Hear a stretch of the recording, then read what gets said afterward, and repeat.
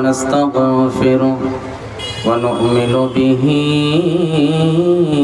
ونتوكل عليه ونعوذ بالله من شرور أنفسنا ومن سيئات أعمالنا من يهده الله فلا مضل له ومن يضلل فلا هادي له وأشهد أن لا إله إلا الله وحده لا شريك له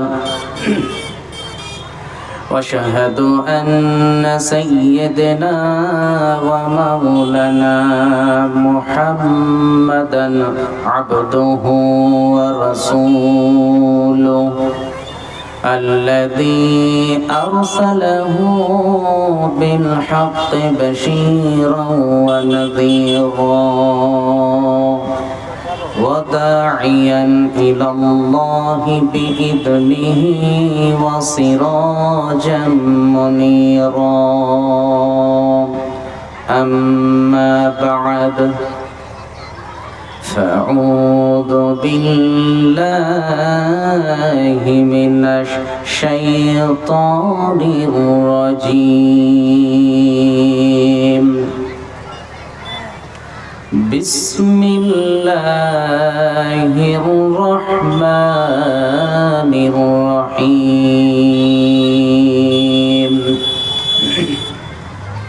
اقرأ باسم ربك الذي خلق خلق الإنسان من علق اقرأ وربك الأكرم الذي علم بالقلم علم الإنسان ما لم يعلم وقال النبي صلى الله عليه وسلم في الحديث المبارك وعن أنس بن مالك قال قال رسول الله صلى الله عليه وسلم طلب العلم فريضة على كل مسلم رواه ابن ماجه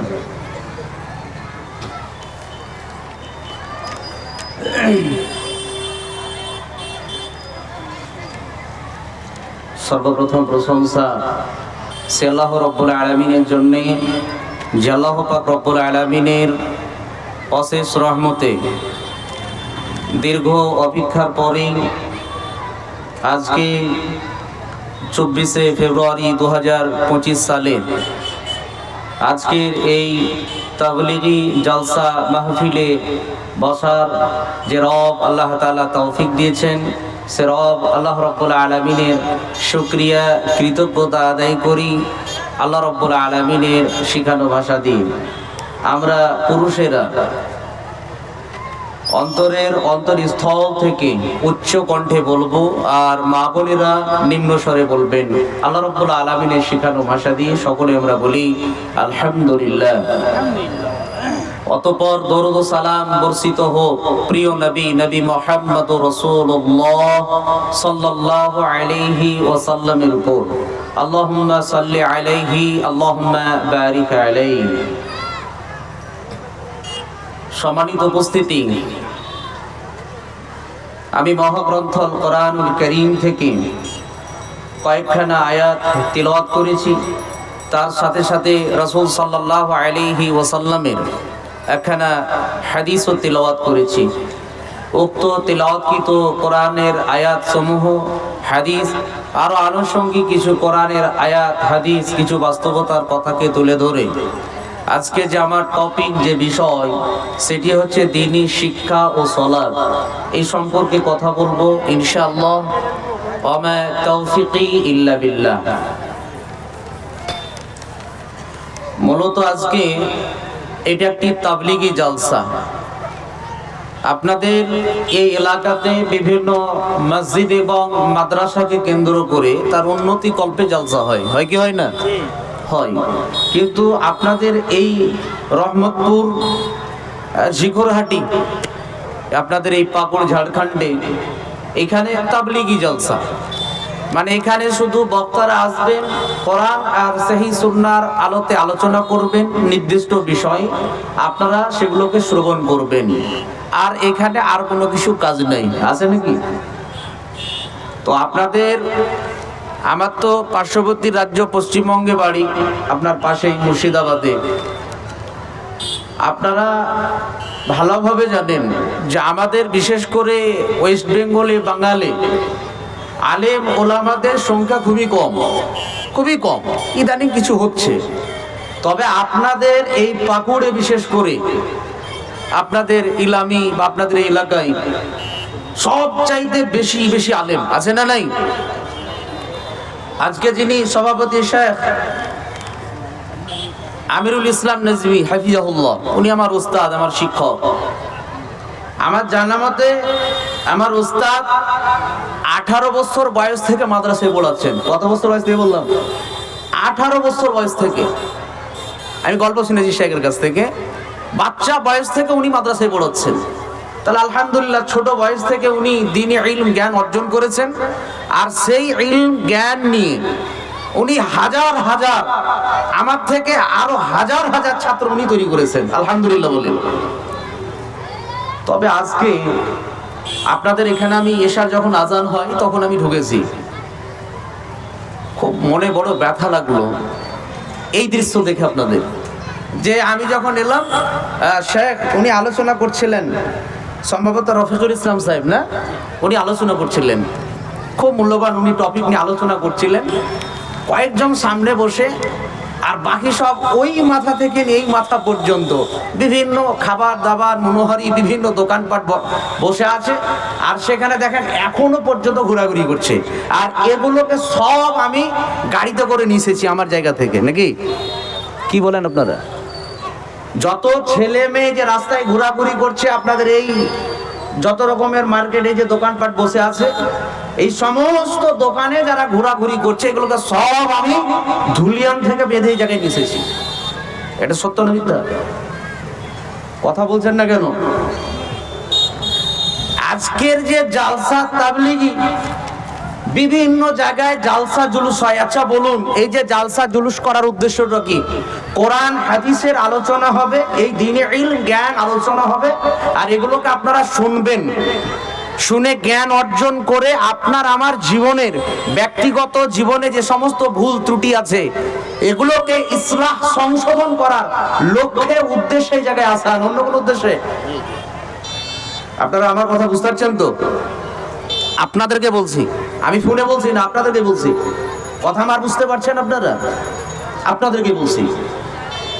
তো এই যে জালসা জুলুসে বিভিন্ন জায়গায় অ্যাটেন্ড আপনারা উপস্থিত হচ্ছেন, তার মানে বোঝা যাচ্ছে এত জালসা জুলুস যতটা হয় ইসলাম ধর্মে, বিশেষ করে এই ঝাড়খণ্ডে, পশ্চিমবঙ্গে যত জালসা জুলুস হয়, এতগুলো জালসা জুলুস করার পরেও এখনো পর্যন্ত এরা জানে না যে যেখানে কোরআন হাদিসের আলোচনা হলে সে জায়গায় কি রেসপেক্ট আর সম্মান দিয়ে বসতে হয়, এখনো পর্যন্ত এরা শিখতে পারেনি।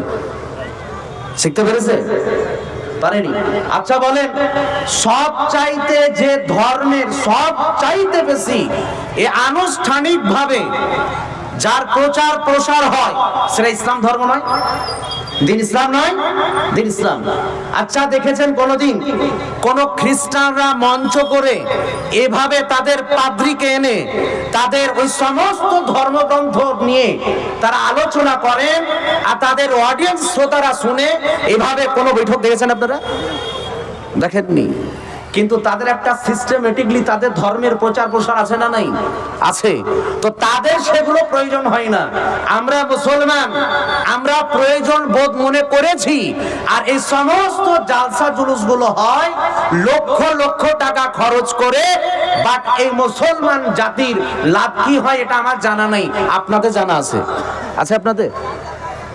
আপনাদের জানা আছে? এই যে এতগুলো টাকা খরচ করে বিভিন্ন জায়গা থেকে মুকাররির খতিব বক্তাগুলোকে নিয়ে এলেন, নিয়ে এসে তারা যে আলোচনা করবে, এই আলোচনা যে করবে আপনাদেরকে শোনাবেন, আপনারা কি লাভ ফায়দা পাবেন? আমি রবিউল ইসলাম এলাম, আলোচনা করবো, আমার সময় শেষ, আমি চলে যাব। আরো আসবে দুইজন আমার পরে, ওনারাও আলোচনা করবেন, চলে যাবেন। আপনি যে লক্ষ টাকা খরচ করলেন, এর বেনিফিট ফায়দা আপনার কি আমাকে বলতে পারবেন? আচ্ছা, কিছু বেনিফিট ফায়দা আপনাদের নেই, আপনি দিতে পারবেন না। আমি রবিউল ইসলাম আপনাকে বলছি, আপনি দিতে পারবেন না। আপনার এই জায়গায় আজকে নতুন নয়, আপনাদের এখানে বিভিন্ন এলাকায় বড় বড় প্রতিষ্ঠান মাদ্রাসা চলে। এই সমস্ত বড় বড় প্রতিষ্ঠানে জালসা জুলুস হয়, আর সেখানে অনেক বক্তাকে নিয়ে বক্তব্য দেওয়া হয়, সেখানে লক্ষ লক্ষ টাকা কালেকশন করা হয় মাদ্রাসা মসজিদের উন্নতি কল্পে, বাট এ জাতির 5 পয়সা দাম হয় না। আমি রবিউল ইসলাম আপনাকে বলছি, প্রমাণ দেন আমার। আপনি প্রমাণ দেন, কি লাভ হয় আপনার? আশ্চর্যের বিষয়, মানে বক্তারও নিয়তের ইখলাস আন্তরিকতা নেই, আর আপনাদের অডিয়েন্স তাদেরও নেই। মসজিদের উন্নতি কল্পে যারা দায়িত্ব পালন করেন এদেরও নেই, যারা মাদ্রাসা পরিচালনা করেন এদেরও ইখলাস আন্তরিকতা নেই। তার জন্য খুব একটা ফায়দা হয় এটা আমার জানা নেই। আপনার জানা থাকলে আপনি আমাকে বলিয়ে, নাইলে এটা হয়। এই সমস্ত জালসা জুলুসে যে বক্তাগুলোকে নিয়ে আসা হয়, আপনার এই ঝাড়খণ্ড পাকুড়ে বিজ্ঞ বিজ্ঞ শাইখুল হাদিস এরা বসে থাকেন, আর ওই কৌতুক হাসি ঠাট্টা বক্তাগুলোকে নিয়ে ওই খেপা খেপির গল্প শোনানো হয়, আর আপনারা বসে বসে শুনেন আর খিল খিল খিল করে হাসেন। বাস, রাত কেটে গেল, নামাজ বাদ, সব কিছু বাদ, আবার দিনের বেলায় যে কর্ম যে কাজ আপন আপন সেই গতিতে আপনারা চলেন। কি লাভ হয়? করো লাভ? মাদ্রাসায় লক্ষ লক্ষ টাকা দান করে মসজিদ নিত্য নতুন চাকচিক্য করে কোন লাভ ফায়দা হয় না। আমি রবিউল ইসলাম বলছি, প্রমাণ দেন আমাকে। এই যে মসজিদ গুলোকে ভেঙে এতগুলো তৈরি করা হয়, মুসল্লি কয়টা, আর যারা নামাজ পড়ে তাদের ইখলাস আন্তরিকতা কতটুকু? এর জন্য কয়েকটি কথা আপনাকে বলবো, দিয়ে আমি আমার বিষয়ে যাব। প্রথমত, আপনার আমার যে লক্ষ্য উদ্দেশ্য থাকবে, সর্বপ্রথম নিয়তকে পরিশুদ্ধ করতে হবে। কাকে বললাম? নিয়ত। নিয়ত বুঝেন? নিয়ত কি? নিয়ত মানে কি? যে মনের সংকল্প, এই নিয়ত ইখলাস আন্তরিকতা থাকতে হবে। যা আমি আজকের জালসা মাহফিলে যাব, ইখলাস আন্তরিকতা নিয়ে আমি সেই জায়গায় বক্তাদের বক্তব্য মনোযোগ দিয়ে শুনবো, আর আমি আমার ব্যক্তিগত জীবনে, পারিবারিক জীবনে, সামাজিক জীবনের পরিবর্তন ঘটাবো ইনশাআল্লাহ। এই নিয়ত আপনাকে রাখতে হবে। রাসূল করিম সাল্লাল্লাহু আলাইহি ওয়াসাল্লাম সেই কথাই বলেছেন। সহিহুল বুখারীতে ইমাম বুখারী রাহিমাহুল্লাহ সর্বপ্রথম যে হাদিস নিয়ে এসেছেন, সে হাদিসটি হচ্ছে এই, রাসূল সাল্লাল্লাহু আলাইহি ওয়াসাল্লাম বলেছেন, ইন্নামাল আ'মালু বিন্নিয়াত। প্রত্যেকটি কর্ম কাজ নিয়তের উপর নির্ভরশীল। তার মানে আপনার আমার নিয়ত হতে হবে ইখলাস, আন্তরিকতা। কার সন্তুষ্টির জন্য? কার? আল্লাহ রাব্বুল আলামিনের সন্তুষ্টির জন্য করবেন আপনারা। এখন থেকে নিয়ত ইখলাস আন্তরিকতার সঙ্গে করেন, প্রতিজ্ঞাবদ্ধ হন।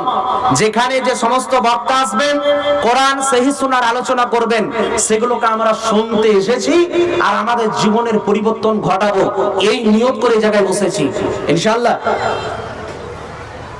2 নম্বর কথা, আপনারা বলেন কোরআন আমাদের কাছে সবচাইতে সম্মানিত কিতাব। সম্মানিত কিতাব কি কিতাব নেই? আমরা মানুষেরা দ্বীন ইসলাম যদি খুব একটা না বুঝি, তবে কোরআন যদি আমাদের হাত থেকে পড়ে যায়, তড়ি ঘড়ি সেটাকে নিয়ে বুকে ধরি, চুম্বন খাই, আছে না নেই? জায়েজ না জায়েজ আমি ফতোয়া দিচ্ছি না, এটা আছে না নেই? সম্মানের জন্যে। আবার মানুষ এত ভীত সন্ত্রস্ত হয়, আবার সেই মানুষগুলো প্রশ্ন করেন মসজিদের ইমামকে, ইমাম সাহেব আমার হাত থেকে কোরআনটা পড়ে গেছিল। আচ্ছা, হাত থেকে যে কোরআন পড়ে গেল, কিছু করতে হবে নাকি? চাল টাল বা টাকা পয়সা কিছু দিতে হবে নাকি? প্রশ্ন করে না? প্রশ্ন করে না? এই প্রশ্ন করে কেন? তার এই অন্তরে ভয় লেগেছে, কোরআন আমার হাত থেকে পড়ে গেছে, কি হবে? মানে কোরআনের প্রতি একটু আপনার বিশ্বাস আছে। এবার বলেন, এখন যদি কোনো বেধর্মী কোনো হিন্দু ভাই আপনার আমার এই কোরআনকে নিয়ে এই রাস্তায় দাঁড়িয়ে যদি কোরআনকে এভাবে ছিঁড়ে, কি করবেন আপনি? কি করবেন? আপনি আপনার এই দেহে শ্বাস থাকাকালীন আপনার শরীরে যে ক্ষমতা পাওয়ার শক্তি আছে, সমস্ত সমর্থ শক্তি দিয়ে প্রচেষ্টা করবেন তাকে বাধা দেওয়া। করবেন কি করবেন না? মারদি হোক বুঝি হোক, আপনি কিন্তু করবেন। আচ্ছা, কোন হিন্দু ভাই যদি আপনার আমার এই ধর্মীয় কিতাব এই কোরআনকে নিয়ে যদি ড্রেনে ফেলে দেয় আপনার আমার সামনে, তাকে আপনি সম্মান, তাকে কি ভালোবাসা দিবেন না মারধর করবেন? কোনটা? আপনারা আমার কথা আমার বুঝে আসে না নাকি? উত্তর নাই কেন আপনাদের মুখ থেকে? কথা বলছি আপনাদেরকে, আপনাদের কাছে জবাব চাইছি। এইভাবে কোরআনকে নিয়ে যদি ড্রেনে ফেলে দেয়, তাহলে তার সঙ্গে ব্যবহার কি করবেন আপনি? কোনটা? ভালো ব্যবহার করবেন না তাকে মারবেন? কোনটা? মানে আপনাদের ঈমান কমজোর, আপনারা কিছুই করবেন না, মানে এটা পরিষ্কার বোঝা যাচ্ছে। কি বলছেন আমি কিছু শুনতে পাই না যে মারবেন। এবার আপনাকে বলি, এই যে কোরআন এখানে আলোচনা হচ্ছে, এখন এই যে মেলায় ঘোরাঘুরি করছে, এটা কোরআনকে অপমান করা নয়? এটা কোরআনকে অপমান করা নয়? আশ্চর্যের বিষয়, আমরা সেই জাতি, কোন বেধর্মী কোন হিন্দু কোরআনকে যদি অবমাননা করে, তাহলে আমি কি পাক্কা ইমানদার? ইমান পাওয়ার আমি দেখাই যে আমার কোরআনকে নিয়ে এই অবমাননা করবে, আর এটা আমি বরদাস্ত করে নেব? শক্তি পাওয়ার দেখাচ্ছেন। কাকে কি দেখাচ্ছেন আপনি? কাকে? আশ্চর্যের বিষয় যে কোরআনের রেসপেক্ট সম্মান আপনি দিতে জানেননি। ও বেধর্মী, ও তো আপনার ধর্মকে বিশ্বাস করে না, কোরআনকে বিশ্বাস করে না। ও কোরআনকে ড্রেনে ফেলে দেওয়া আর কোরআনকে হাতে রাখাও কিছুই মনে করে না। কথা আমার বুঝলেন না? কি করছেন আপনি? কোরআনকে সম্মান যথারীতি যেভাবে দেওয়া দরকার সেভাবে আমরা করি না। আল্লাহ রাব্বুল আলামিন সূরা জুমার 39 নম্বর সূরার 18 নম্বর আয়াতে বলেছেন, আল্লাযীনা ইসতামিউনাল কাওলা ফায়াত্তাবিউনা আহসানা উলাইকা আল্লাযীনা হাদাহুমুল্লাহ ওয়া উলাইকা হুম উলুল আলবাব। আল্লাহ রাব্বুল আলামিন বলেন, আল্লাযীনা ইসতামিউনাল কাওলা, যখন তোমাদের সামনে আল্লাহর এই কোরআন নিয়ে আলোচনা হবে, কোন বক্তব্য যখন পেশ করবে, তোমাদের কাজ হবে মনোযোগ দিয়ে সেগুলোকে শ্রবণ করা। কি দিয়ে? মনোযোগ শব্দ বুঝেন আপনারা? মনোযোগ বুঝেন? খুব একাগ্রতার সঙ্গে, অ্যাক্টিভিটির সঙ্গে, খুব মনোযোগ দিয়ে বক্তা যে কথাগুলো বলছে এগুলোকে মনোযোগ দিয়ে শুনতে হবে। এর মধ্যে যেগুলো আহসান, উত্তম, যেটা আল্লাহর কথা, যেটা রাসূলের কথা, সেগুলোকে গ্রহণ করে নিতে হবে। কি করতে হবে? সেগুলোকে গ্রহণ, তার ইত্তেবা, অনুসরণ, অনুকরণ করতে হবে। আল্লাহ বলছেন তবেই তোমরা হেদায়েত পাবে। কি পাবে? হেদায়েত পাবে। আর এরাই হচ্ছে বুদ্ধিমান। এরা কারা? এরাই হচ্ছে বুদ্ধিমান। এখন বলেন, এই জায়গায় আলোচনা হচ্ছে, মনোযোগ দিয়ে আপনি শুনছেন, জীবনের পরিবর্তন ঘটাবেন, নিয়ত করেছেন, আপনি হেদায়েত পাবেন কি পাবেন না? পাবেন কি পাবেন না? আর যারা রাস্তায় ঘোরাঘুরি করছে তারা কি পাবে? হেদায়েত পাবে? আল্লাহ বলছেন যারা শুনবে মনোযোগ দিয়ে এরাই হেদায়েত পাবে, তারা হেদায়েত পাবে না।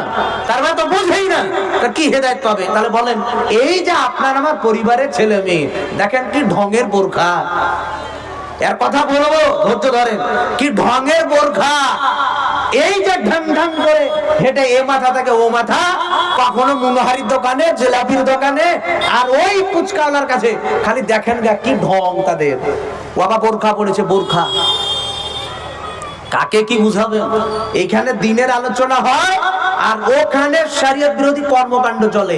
তাহলে এই যে ব্যবস্থাপনা আপনারা করলেন, যারা জালসার আয়োজন করলেন, আমি জানি না, আল্লাহ আল্লাহর কসম করে বলছি আমি জানি না, যারা জালসার আয়োজন করলেন, এই যে আয়োজক, এই আয়োজকরা কি অনুমতি দিয়েছেন কি দেননি আল্লাহ বললাম, আমি কিন্তু জানি না।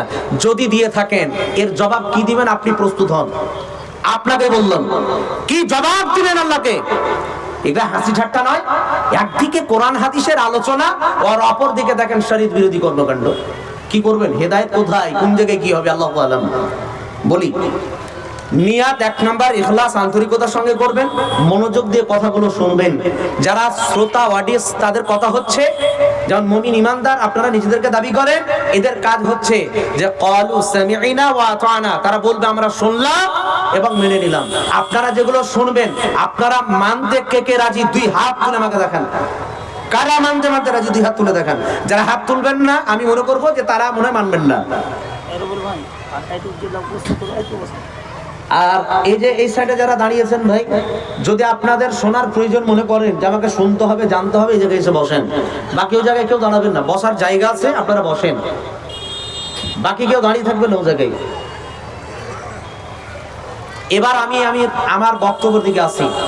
দ্বীনি ইলম, এই দ্বীনি ইলম, শরিয়া জ্ঞান অর্জন করা আপনার আমার জন্য কতটুকু জরুরি, এই দ্বীনি ইলম জ্ঞান। তার আগে একটু চলে যাই,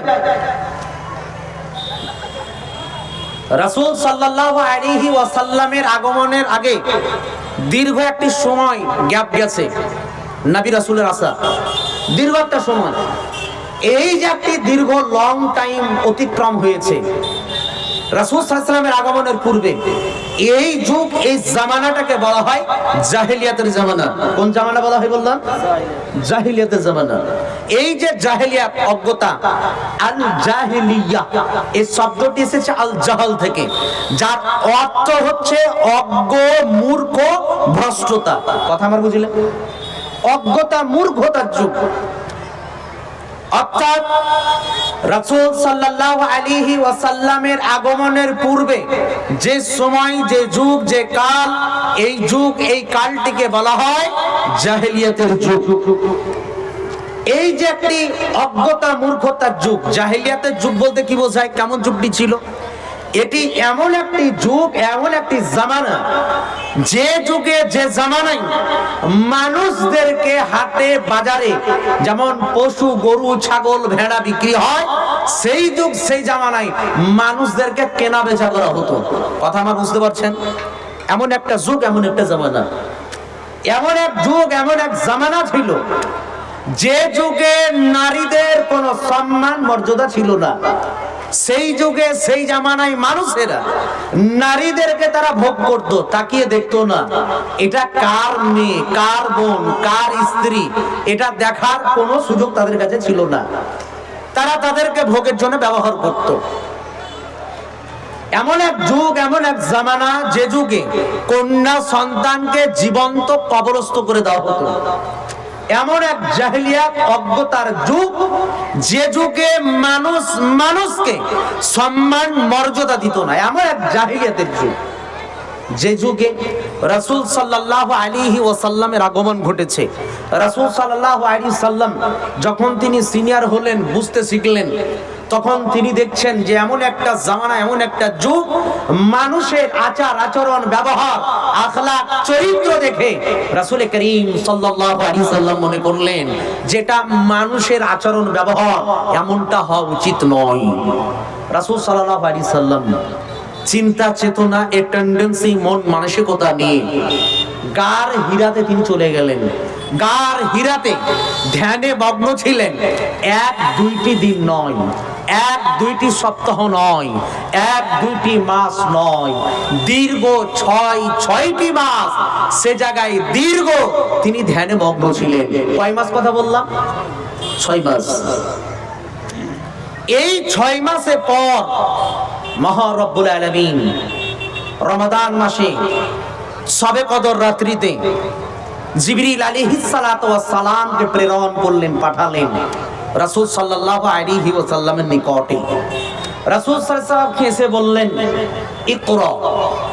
রাসূল সাল্লাল্লাহু আলাইহি ওয়াসাল্লাম বলছেন, মা আনা বিকরিন, আমি পড়তে জানি না। জিবরিল আলাইহিস সালাতু ওয়াস সালাম তার সিনা, তার বক্ষকে রাসূল করিম সাল্লাল্লাহু আলাইহি ওয়াসাল্লামের বক্ষের সঙ্গে, সিনার সঙ্গে তিনি চেপে ধরলেন। রাসূলকে বললেন, পড়ুন, ইকরা, আপনি পড়ুন। রাসূল সাল্লাল্লাহু আলাইহি ওয়াসাল্লাম আবার বললেন, মা আনা বিকরিন, আমি পড়তে জানি না। এভাবে জিবরিল আলাইহিস সালাতু ওয়াস সালাম আবার সিনার সঙ্গে সিনা, এই বক্ষের সঙ্গে বক্ষকে লাগালেন, একটু হালকা চাপ দিলেন।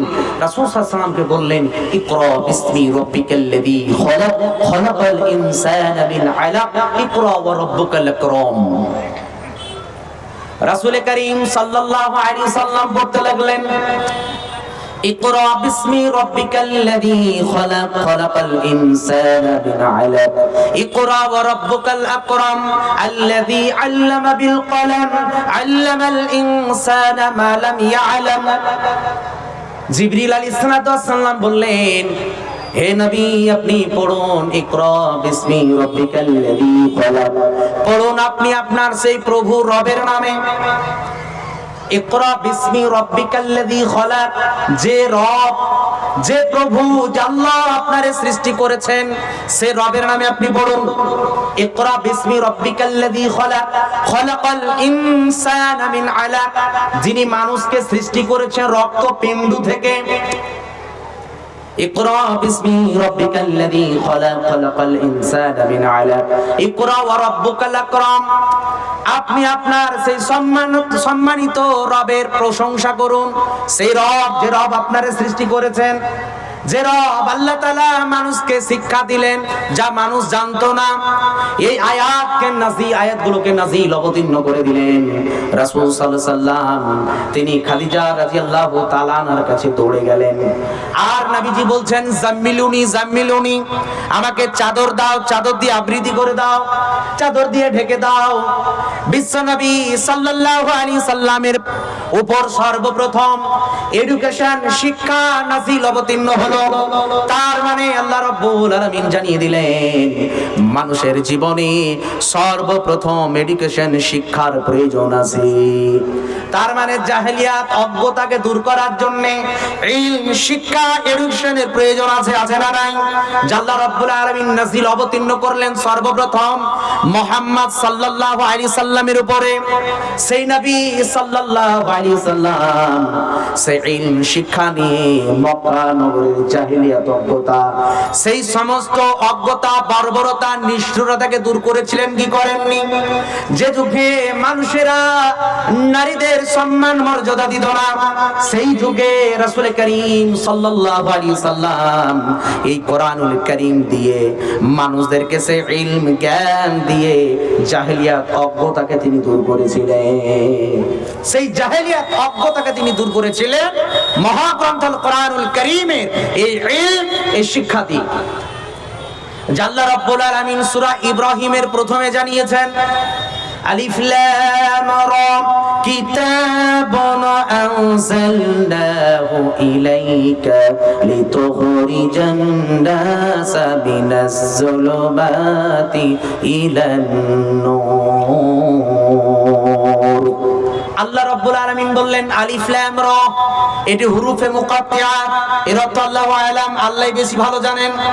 আবার আল্লাহ রাব্বুল আলামিন বললেন কিতাবুন আনজালনাহু ইলাইকা লিতুখরিজান নাস, এই যে কিতাব নাজিল অবতীর্ণ করেছি, রাসূল সাল্লাল্লাহু আলাইহি সাল্লামকে বললেন হে নবী, যে কোরআন নাজিল অবতীর্ণ করলাম, এই কোরআন দিয়ে মানুষদেরকে তুমি লিতুখরিজান নাস মিনাজ যুলুমাতি ইলান নূর, মানুষদেরকে তুমি অন্ধকার থেকে আলোর দিকে ফিরিয়ে নিয়েছো এই কোরআন দিয়ে, এই ইলম, এই জ্ঞান দিয়ে।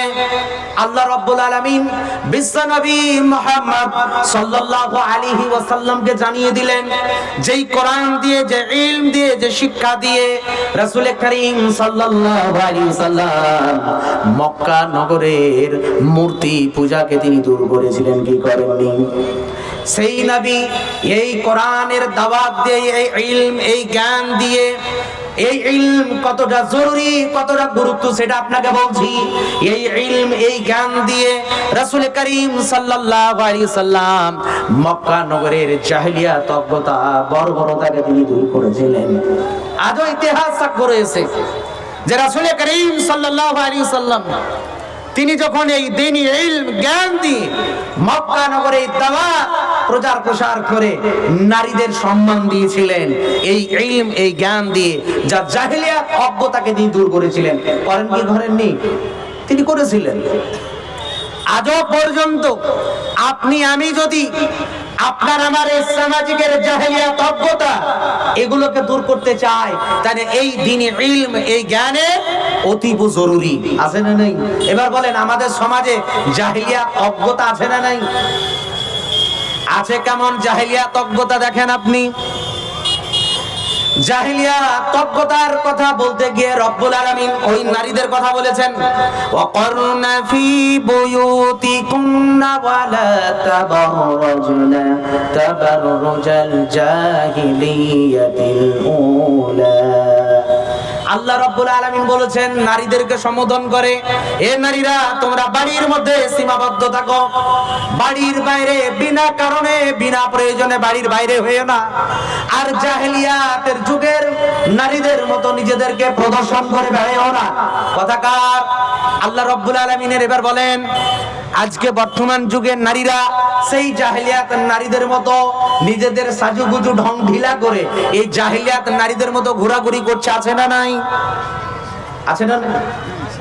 এই যে এগুলাই হচ্ছে জাহেলিয়াত। কোনগুলা? এই যে দেখছেন এ মাথা থেকে ও মাথা যে নারীরা ঘোরাঘুরি করছে বাজারে, এই যে আপনার এই জলসার মেলাতে, এগুলো হচ্ছে জাহেলিয়াত। কি বললাম এগুলা?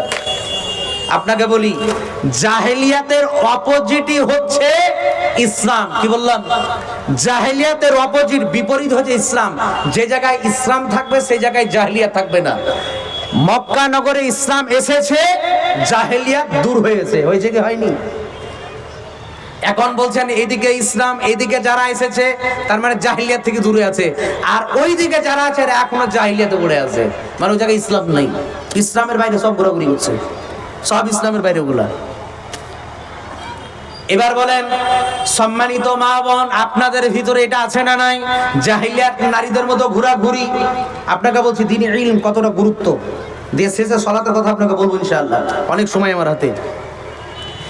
এবার বলেন নারীরা বাড়ির মধ্যে থাকলে ততটা সাজুগুজু করে না যতটুকু স্বামীর জন্য প্রয়োজন আছে, কিন্তু বলেন নারীরা কোন অনুষ্ঠান বাড়ি গেলে, বিয়ের অনুষ্ঠানে গেলে বা আরো কোনো অনুষ্ঠান ভবনে গেলে এদের সাজুগুজু আছে না নেই? বলেন আছে না নেই?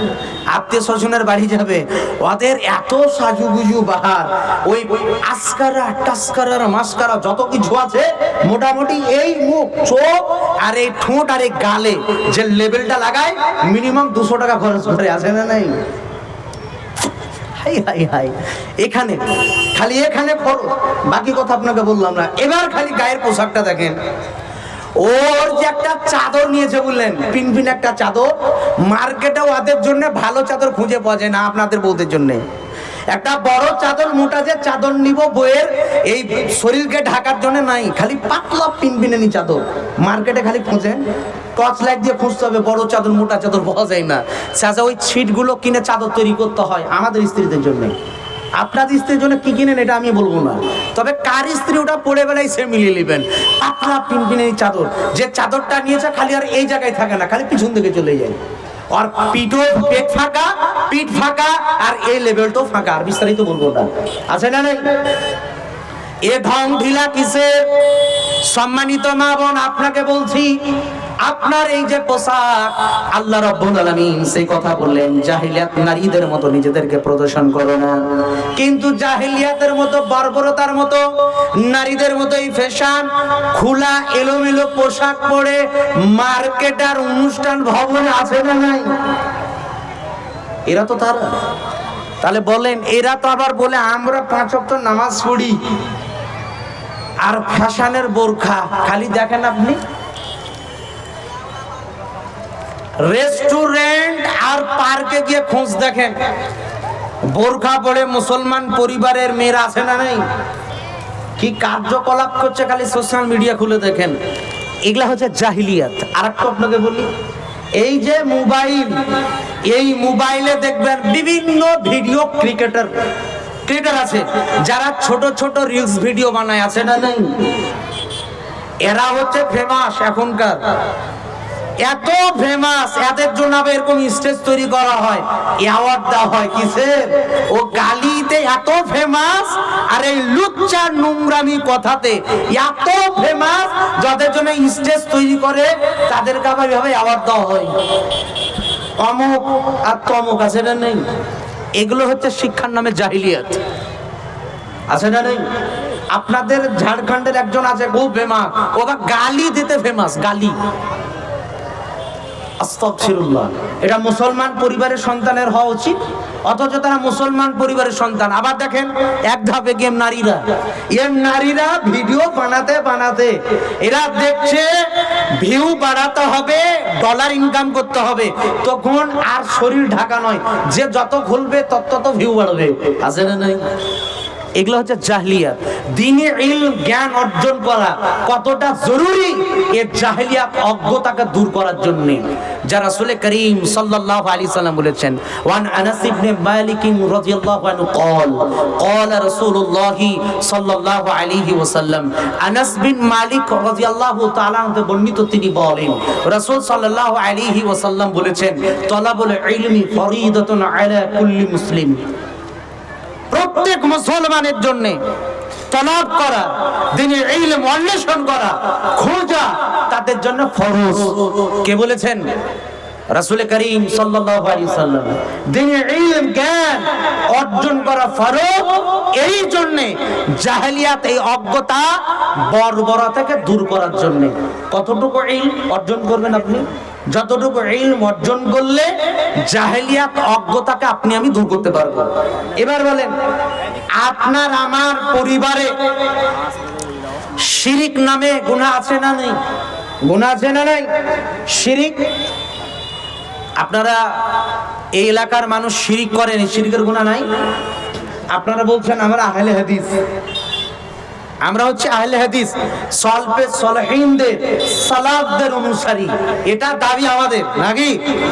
আমরা শিরিক করি না, আমরা শিরিক করি না, এটা দাবি করেন, কিন্তু তলে তলে খবর নিয়ে দেখলে যে শিরিক নামক গুনাহ আছে, দেখবেন আপনাকে প্রমাণ দিব আছে না নেই? আছে। আপনি বলবেন না যে আমার এলাকাতে, বলবেন যে রবিল ভাই আমাদের এলাকাতে কোনো মাজার নাই, মাজার নাই, কোনো পীরের আস্থানা নাই, আমরা সেখানে মানত করি না, সে জায়গায় সাজদা করি না, আমরা সেই পীরকে মানি না, আপনি দাবি করবেন। কিন্তু তলে তলে খবর নিলে আপনার পরিবারে শিরিক নামও আছে, যাদের দেখবেন সন্তান হয় না, 1 বছর 2 বছর 3 বছর 4 বছর অতিক্রম যখন হয়ে যায়, সন্তান হয় না বলে এরা আল্লাহর উপর তাওয়াক্কুল ভরসা যেটা রাখা দরকার, সন্তান না হলে যে দোয়া করা দরকার সেই দোয়া মুখস্থ নাই, করে না। তখন তারা এখানে ওখানে খোঁজ নিয়ে তারা ওই জায়গায় যায়, যে জায়গায় গেলে বলে এই জায়গায় গেলে এই খেলার এই করলে পেটের সন্তান আসবে, ফলে বাচ্চার মা হওয়া যাবে। আছে, খবর নিয়ে দেখেন আপনি আপনার ঈমান আর আকীদা কতটুকু মজবুত। এগুলো কেন জানেন? দ্বীনি ইলম জ্ঞান না থাকার কারণে। যতটুকু আপনাকে বলা হবে এই বলা শোনা নিয়ে খুব একটা কার্যকরী নয়। আপনার জন্য ইলমকে ফরজ করা হয়েছে এই কারণে যে এই ইলম, এই জ্ঞান অর্জন করলে আপনি এক আল্লাহর একত্ববাদ তাওহীদকে বুঝবেন। আল্লাহ তাআলা বললেননি যে ফা'লাম আন্নাহু লা ইলাহা ইল্লাল্লাহ, আল্লাহ রাব্বুল আলামিন বলেছেন ফা'লাম, সুতরাং তোমরা জেনে নাও, আন্নাহু লা ইলাহা ইল্লাল্লাহ, যে আল্লাহ ছাড়া কোন সত্যিকারের ইলাহ মাবুদ নেই। এই ইলম, এই জ্ঞান তোমাদের ভিতরে ভরে নাও। এক আল্লাহর একত্ববাদ তাওহীদ আমরা বুঝিনি। দেখবেন আপনার এই পাকুড়ে সোশ্যাল মিডিয়ায় আমি দেখি নামের শেষে ফাইজি লেখা থাকে। কি থাকে? নামের শেষে ফাইজি। কি বললাম? নাম বলবো না আমি। নামের শেষে আপনার এই পাকুড়ে, আপনার এলাকাতে নামের শেষে ফাইজি লেখা থাকে, আর মুখের দিকে তাকে দেখেন এ মাথা থেকে ও মাথা খালি ছাঁটা, দাড়ি এতটুকু। আমি বলবো না, উনি ফাইজি মানুষ, বড় প্রতিষ্ঠানে ফারাগাত করেছেন, উনার কাছে মনে হয় অন্য কোনো দলিল আছে। তবে আমার কাছে এ দলিল নাই যে দাড়িকে ছাঁটতে গালে লাগিয়ে নিবে, আমার কাছে দলিল জানা নেই। এবার বলেন, একজন ফাইজি যে ফাইজাম থেকে মৌনক ভাঞ্জান বড় প্রতিষ্ঠান মাদ্রাসা থেকে ফারাগাত করে যে ইলম, যে জ্ঞান, যে তাওহীদ, যে শিরক বিদআত বুঝেছে, আকীদা বুঝেছে, সলফে সালেহিনদের নীতি বুঝেছে, এমন একজন নামের শেষে ফাইজি লিখে একজন আলিম, সে আবার ভোট নামও এক জিনিসের স্লোগান দেয়, আর সেই রাজনীতির স্লোগান দেয়। আছে না? মিলে লেন খালি আপনি। তার মানে এই দ্বীনি ইলম জ্ঞান সে যে অর্জন করেছে এই জায়গায় নামেনি, খালি এই জায়গায়। আবার কখনো মেম্বারে দাঁড়িয়ে, এরকম মঞ্চে দাঁড়িয়ে ফাটিয়ে দিয়েছে বক্তব্য দিয়ে। আল্লাহু আলাম। আপনারা শ্রোতা কেমন আমি জানি না, আর বক্তাও কেমন, মানে আপনারা যেমন বক্তাও তেমন, পরিষ্কার এটা। মানে আপনি দিনে এই জ্ঞান দিতে এসেছেন যেখানে সলফে সলাহিনদের নীতি, তার আখলাক, তার চরিত্র থাকতে হবে সলফে সলাহিনদের নীতিতে, তার আখলাক চরিত্র এটা বহির্প্রকাশ হবে, তার কাছ থেকে দিনে ইলম জ্ঞান না যাবে, নচেত নয়। ও যত ফাইজার মাদানী এলাকায় স্টেজের নিচে করাবেন এই জায়গায়, বলে তোমার আখলাক চরিত্রের আগে পরিবর্তন করেছে। তার কারণ রাসূল করিম সাল্লাল্লাহু আলাইহি সাল্লামের আখলাক চরিত্র দেখে মক্কা নগরের বড় বড় মুশরিক লিডাররা মাথা নত করে এই তাওহীদকে তারা গ্রহণ করেছিল, ঈমান এনেছিল। তোমার কি ঈমান আর আখলাক চরিত্র? স্টেজ ফাটিয়ে আর বক্তব্য দিয়ে 5 পয়সা লাভ নাই। মানে বক্তা নিজেও হেদায়েত প্রাপ্ত নয়, আর শ্রোতারাও হেদায়েত পায় না। তার জন্য দেখছি যে তার শ্রোতা ও খুতবার ওই জায়গায় আছে, জলসার মঞ্চ ওই জায়গায় আছে, আর রাজনীতির যে জায়গায় বক্তব্য দিয়ে গিটির নিচে প্যান্ট পরে দাড়ি ছেটে এই টি শার্ট খাটো টাইট ফিটিং পরে লেকচার দিচ্ছে, ওখানেও তার শ্রোতা। আস্তাগফিরুল্লাহ, কি হবে? কোথায় হেদায়েত পাবেন আপনারা? আমি বলেছিলাম আগে, হেদায়েত নিতে গেলে এ জায়গায় বসে নিয়াত, ইখলাস, আন্তরিকতা থাকতে হবে, যেটা বর্তমান শ্রোতাদের ভিতরে নেই। যার জন্য বক্তা কি বকে, শ্রোতা কি শুনে, এসে মনোরঞ্জন।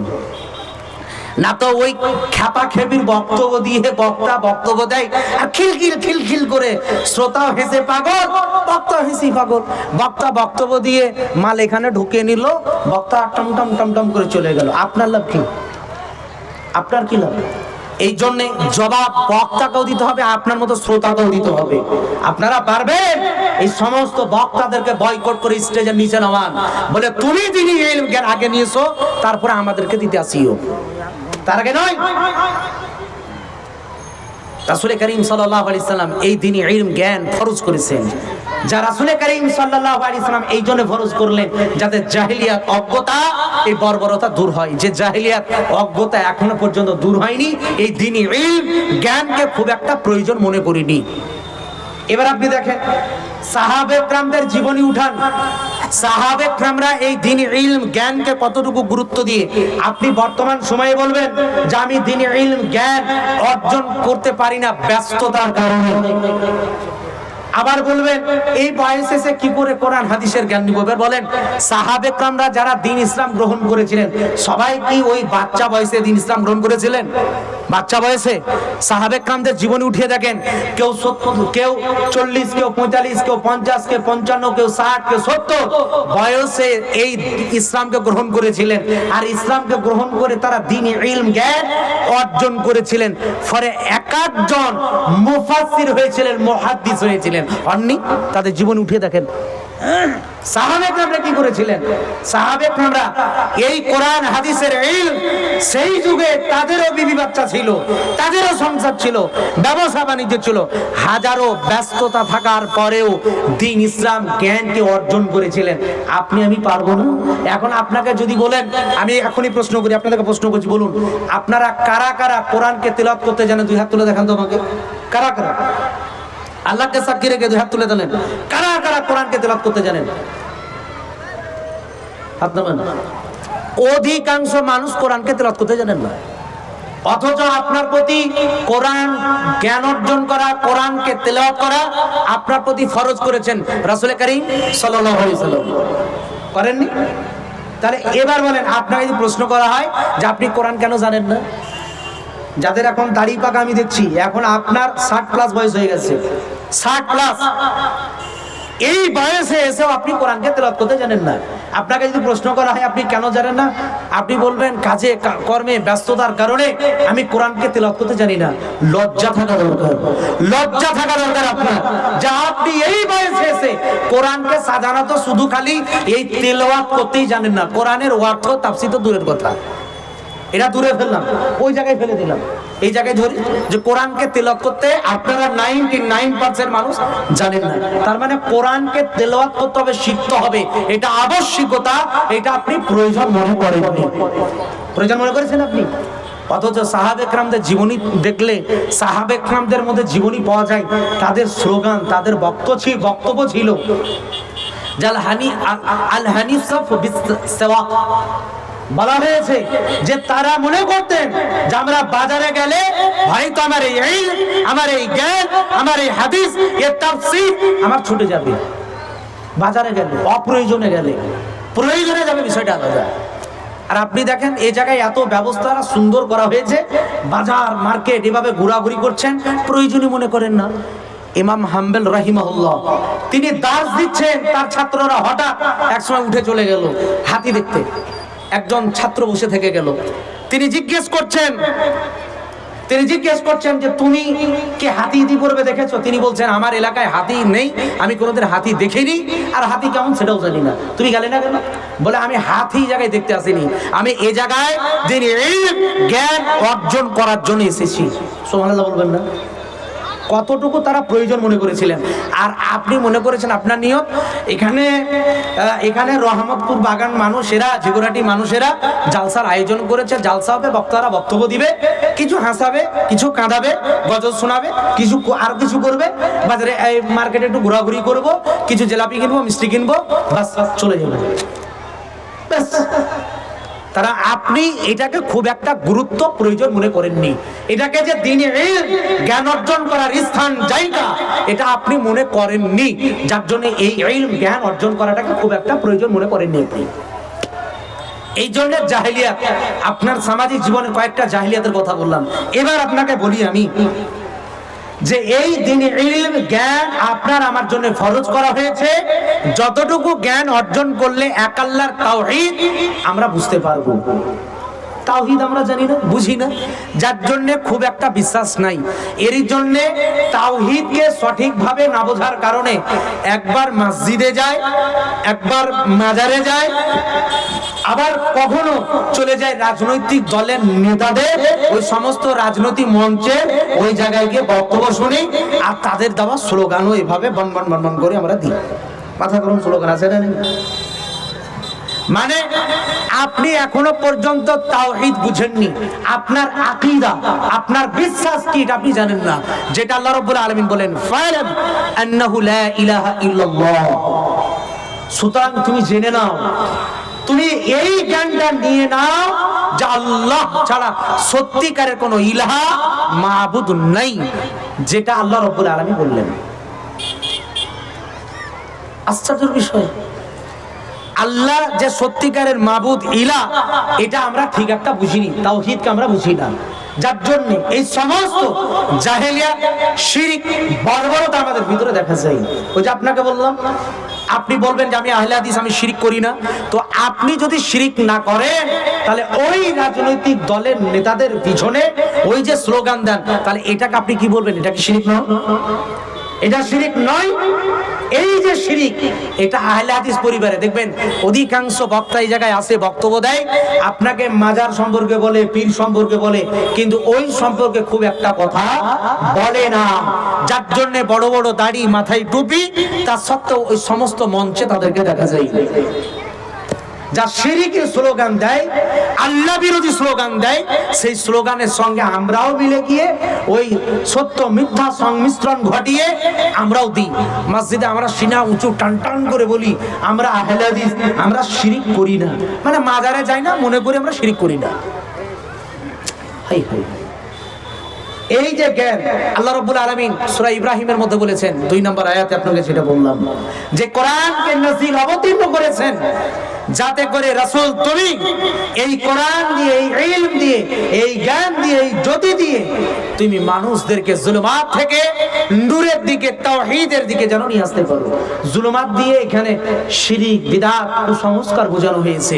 এই সমস্ত শিরক, বিদআত, কুসংস্কার, জাহেলিয়াত, অজ্ঞতা, বর্বরতাকে দূর করতে হবে কোরআনের ইলম, জ্ঞান দিয়ে। এবার বলেন আপনার পরিবারের জাহেলিয়াতকে দূর করবেন কি দিয়ে? কোরআন দিয়ে। কি দিয়ে বললাম? কোরআন দিয়ে। এবার যদি কোরআন যদি না জানেন, না বুঝেন, ওই যে আপনার মেয়ে জাহেলিয়াত নারীদের মতো পোশাক পরে ঘোরাঘুরি করে, অথচ আপনি বাপ এখনো জীবিত আছেন, আপনাকে একাধিক বক্তা বক্তব্য দিয়ে বলেছেন যে 3 শ্রেণীর মানুষ জান্নাত যাবে না, তার মধ্যে 1 শ্রেণীর মানুষ তারা যারা হচ্ছে দায়ুস। বলেনি আপনাকে? আপনাকে বলেছে তো দায়ুস কারা? আপনাকে বলা হয়নি? দায়ুস তারা যারা নিজের বাড়িতে নিজের স্ত্রী নিজের মেয়ে দিয়ে যারা বেহেয়াপনা অশ্লীলতা ছড়ায়, অথচ তারা এগুলোকে বাধা দেয় না, এগুলোকে তারা আপত্তিকর মনে করে না, নির্দ্বিধায় তাদেরকে ছেড়ে দিয়েছে। এই হচ্ছে জাহেলিয়াত, অজ্ঞতা, যেটা রাসূল করিম সাল্লাল্লাহু আলাইহি ওয়াসাল্লাম বলেছেন এরা জান্নাত যাবে না, এরা হচ্ছে দায়ুস। এই জাহেলিয়াত অজ্ঞতাকে দূর করতে হবে এই কোরআনের ইলম জ্ঞান দিয়ে। যতটুকু অর্জন করলে জাহেলিয়াত আপনি দূর করতে পারবেন, যতটুকু দিন ইলম জ্ঞান অর্জন করলে আপনি শিরককে বর্জন করবেন, তাওহীদকে বুঝবেন। আপনি যতটুকু ইলম জ্ঞান অর্জন করলে আপনি হালাল হারামের পার্থক্য করতে পারবেন। আপনি হালাল হারামের পার্থক্য করতে পারেন না। ব্যবসা বাণিজ্য করতে গিয়ে আপনাকে বলা হয়েছে যে আপনি ব্যবসা করতে গিয়ে মিথ্যা বলবেন না। আপনাকে বলা হয়েছে ব্যবসা করতে গিয়ে আপনি ধোঁকা প্রতারণা করবেন না। তার কারণ রাসূল করিম সাল্লাল্লাহু আলাইহি ওয়াসাল্লাম বলেছেন যারা ব্যবসায় ধোঁকা দেয় এরা আমার উম্মতের মধ্যে নয়। অথচ অনেক ব্যবসায়িক যারা ব্যবসা করেন এরা মিথ্যার আশ্রয় নেয়, আছে না নাই? আছে না নাই?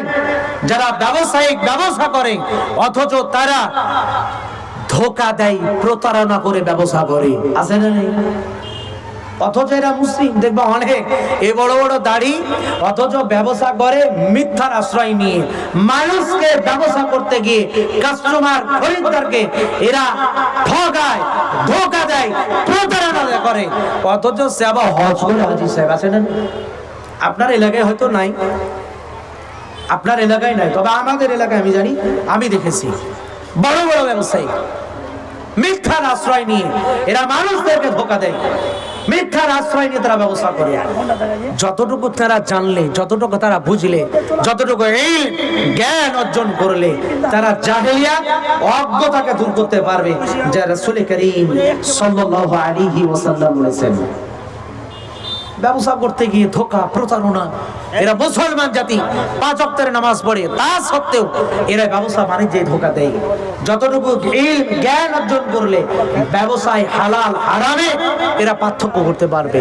অথচ বর্তমান সময়ে এমন এক জামানা, এমন এক যুগে আমরা আছি যে মানুষেরা এরা হালাল হারামের পার্থক্য ছাড়াই এরা টাকা উপার্জন করতে ব্যতিব্যস্ত আছে। বলে যারা এই সমস্ত টিকটকার, এই সমস্ত অশ্লীলতা রিলস ভিডিও যারা বানায়, যে মেয়েরা বানায়, যে ছেলেরা বানায়, এই গালি দিয়ে অশ্লীলতা বেহেয়াপনা কথা দিয়ে অশ্লীল পোশাক পরে যারা এই ভিডিও বানায়, ভিউ বাড়ায়, ডলার কামায়, এরা যারা ইনকাম করে, এদের ইনকাম হালাল না হারাম? হালাল না হারাম? এটা হারাম। অথচ এই হারাম উপার্জন করার জন্য বর্তমান সময়ে এদের খালি কম্পিটিশন দেখেন, আপনি কম্পিটিশন দেখেন। আস্তাগফিরুল্লাহ। যুবক ভাই আমি তোমাকে বলি, যুবতী বোন তোমাকে বলি, তুমি শোনো, তোমাকে একদিন মরতে হবে। তোমার বাপ যদি বাধা দিয়ে থাকে, তোমার ভাই যদি বাধা দিয়ে থাকে, তোমার পড়োশী যদি বাধা দিয়ে থাকে, তুমি এই বাধাকে যদি না মানো, এই নিষেধাজ্ঞাকে যদি না মানো, তোমাকে কোনো আলিম যারা ওলামায়ে ইকরাম যারা তোমাকে নিষেধ করেছেন, তুমি এগুলোকে যদি না মানো, এই পথ থেকে যদি তুমি নিজেকে বিরত না করো, বিরত না রাখো, তাহলে শুনে রেখো তোমার জন্য জাহান্নাম যাওয়া এতটুকুই যথেষ্ট। যদি তুমি এই অশ্লীলতা বেহেয়াপনা করে মৃত্যুবরণ করো বিনা তাওবা ইস্তেগফারে। কথা বুঝতে পারলে? যুবক তুমি সতর্ক হয়ে যাও। তুমি মনে করছো এই সমস্ত, আরো আশ্চর্য গেলাম, এই সমস্ত হারাম অশ্লীল ভিডিও বানিয়ে যারা এই ডলার টাকা পয়সা উপার্জন করছে, এদের টাকা আবার মাদ্রাসা মসজিদে কালেকশন করছে বক্তা, ওই যে খাপাখেপির গল্প করছে ওই বক্তা, তাদের কাছ থেকে টাকা এইভাবে হাত বুলিয়ে এই বক্তারা টাকা কালেকশন করে, ওই টাকা আবার মসজিদ মাদ্রাসায় লাগায়। এবার বলেন এটা কতটুকু হালাল? এটা হালাল না হারাম? আপনারা বলেন, জোরে বলেন, জোরে। ওই বক্তা কি জানেন না?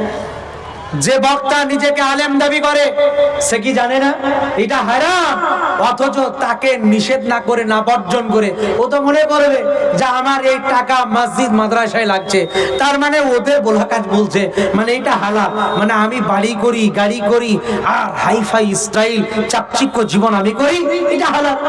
হালাল যদি না হবে তাহলে কেন তারা নিল? এটা দলিল তাদের কাছে। আস্তাগফিরুল্লাহ। আমার বুঝে আসে না এরা কেন নাই, কেন তাদেরকে আশ্রয় দেয়? তাদেরকে নিষেধ করবেন কি করে, বাধা দিবেন কি করে? এই জাহেলিয়াত অজ্ঞতা, আমি বক্তা নামক এই জাহেলিয়াত অজ্ঞতাকে সাপোর্ট দিয়ে এদেরকে আরো প্রমোশন দিয়ে এদেরকে আরো ওই পথে পথিগামী করে দিই।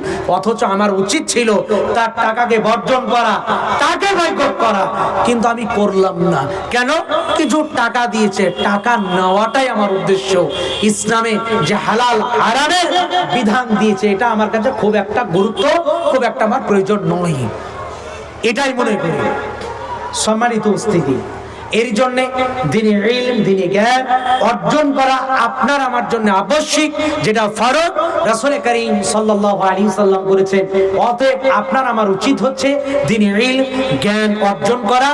এবার আপনাকে বলি দু একটি কথা, তারপরে সালাত প্রসঙ্গে আপনাকে কথা বলবো। এই দ্বীনি ইলম, জ্ঞান অর্জন করলে আপনার আমার বেনিফিট, ফায়দা কতটুকু হবে? রাসূল করিম সাল্লাল্লাহু আলাইহি সাল্লাম বলেছেন, যারা দ্বীনি ইলম, জ্ঞান অর্জন করবে, এই দ্বীনি ইলম, জ্ঞান অর্জন করার পথে যারা থাকবে, যারা চলবে, তাদের জন্য জান্নাত যাওয়া খুবই সহজ। এটা রাসূল করিম সাল্লাল্লাহু আলাইহি সাল্লাম বলেছেন। তাহলে দ্বীনি ইলম, জ্ঞান অর্জন করার পথে যদি থাকি, আপনার বয়স মৃত্যুর আগে মুহূর্ত পর্যন্ত কোরআন হাদিসের জ্ঞান অর্জন করতে থাকেন, জীবনের পরিবর্তন ঘটাতে থাকেন শরিয়া অনুপাতে, তাহলে এই পথের পথিক যদি থাকেন, আল্লাহ রাসূল সাল্লাল্লাহু বলছেন সেটাই হচ্ছে তার জন্য জান্নাত যাওয়ার জন্য সহজ রাস্তা। বলুন সুবহানাল্লাহ। এই পথের পথিক হতে আমরা চাই না? ইনশাআল্লাহ আমরা এই পথের পথিক হতে চাই। আরেকটি কথা বলি, আল্লাহর নবী সাল্লাল্লাহু আলাইহি ওয়াসাল্লাম বলেছেন, সহিহ মুসলিমের হাদিস, আবু হুরায়রা রাদিয়াল্লাহু তাআলা থেকে বর্ণিত, তিনি বলেন রাসূল সাল্লাল্লাহু আলাইহি ওয়াসাল্লাম তিনি বলেছেন যে ইযা মাতাল ইনসানু ইনকাতা আনহু আমালুহু ইল্লা মিন সালাসাতিন, ইল্লা মিন সাদাকাতিন জারিয়াতিন আও ইলমিন ইনতাফাউ বিহি আও ওয়ালাদিন সালিহিন ইয়াদউ লাহু। আল্লাহ নবী সাল্লাল্লাহু আলাইহি ওয়াসাল্লাম বললেন, যখন মানুষ মারা যায় তার আমলের দরজাকে বন্ধ করে দেওয়া হয়, তবে তিনটি দরজা ব্যতি রেখে। কয়টি দরজার কথা বললেন? তিনটি। এক নম্বরে রাসূল সাল্লাল্লাহু আলাইহি ওয়াসাল্লাম বললেন সাদকা, সাদকায়ে জারিয়া। এই সাদাকার পর এই সাদকা যদি করে থাকে, করে যায়, তাহলে এই সাদকার পথ খোলা থাকলো যে এই আমল, এটি যদি ধারাবাহিক থাকে, প্রবাহমান থাকে, তাহলে এই সওয়াব নেকি মৃত্যুর পরেও তার কাছে পৌঁছাতে থাকবে, যা রাসূল সাল্লাল্লাহু আলাইহি ওয়াসাল্লাম বললেন। দুই নম্বরে বললেন এমন এক ইলম, যে জ্ঞান দিয়ে মানুষেরা উপকৃত হতে পারবে, যেটা উপকৃত ইলম, জ্ঞান, এই জ্ঞান যদি কাউকে দিয়ে থাকে। তিন নম্বরে বললেন নেক সালেহ সন্তান, যে সন্তান তার মা বাবার জন্য দোয়া করবে। এই তিনটি দরজা তার জন্য খোলা থাকে, এই হাদিস থেকে প্রমাণ পাওয়া যায়, যা রাসূল সাল্লাল্লাহু আলাইহি ওয়াসাল্লাম বললেন। এবার সাদকা, আপনি যেটা করেন, মসজিদকে কেন্দ্র করে যেটা দান করে গেলেন, মসজিদ করে গেলেন, মসজিদের জন্য দিয়ে গেলেন।